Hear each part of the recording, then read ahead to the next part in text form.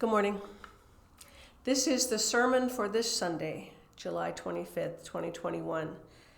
And I'll deliver this sermon in our courtyard garden here at Holy Cross in Salem, Oregon, this Sunday morning, the 25th of July. But I'll record it for you now. Today's gospel is the familiar story of hungry men, women, and children being fed on a hillside at the Sea of Galilee.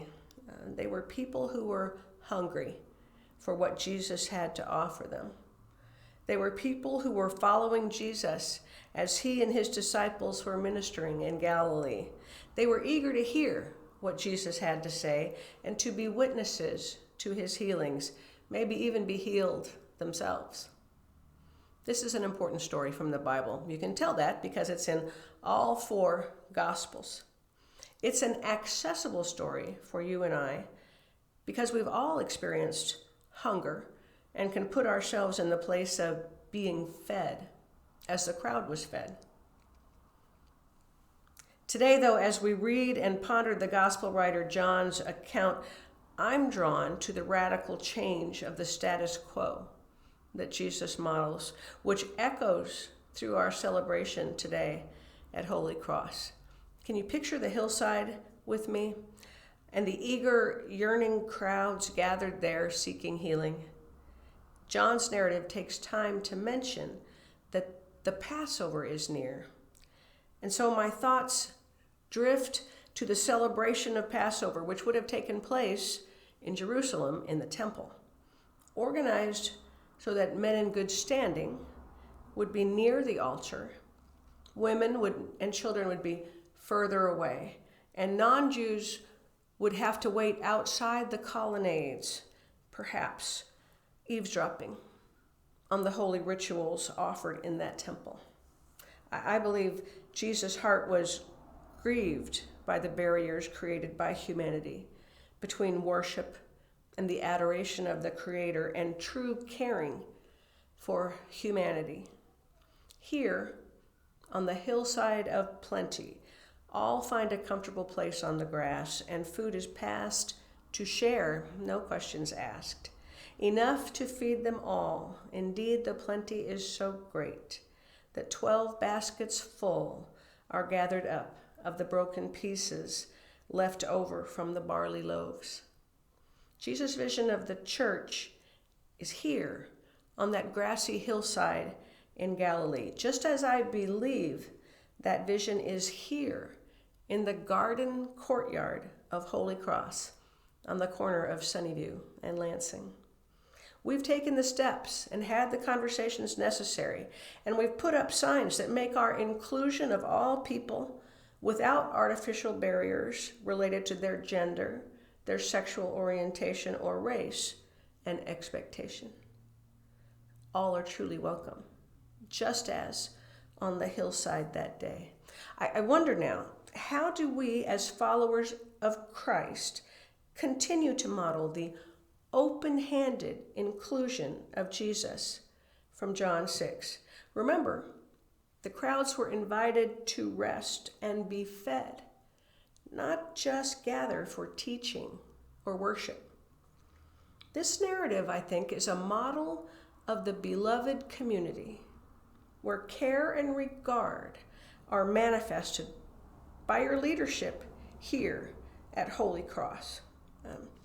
Since the last time we met, those good people have signed the documents that will sell the property just across the parking lot to Family Promise, an organization we've been connected to for a very long time. I'm so encouraged by that. Family Promise plans to better use that housing for families on the edge in our community.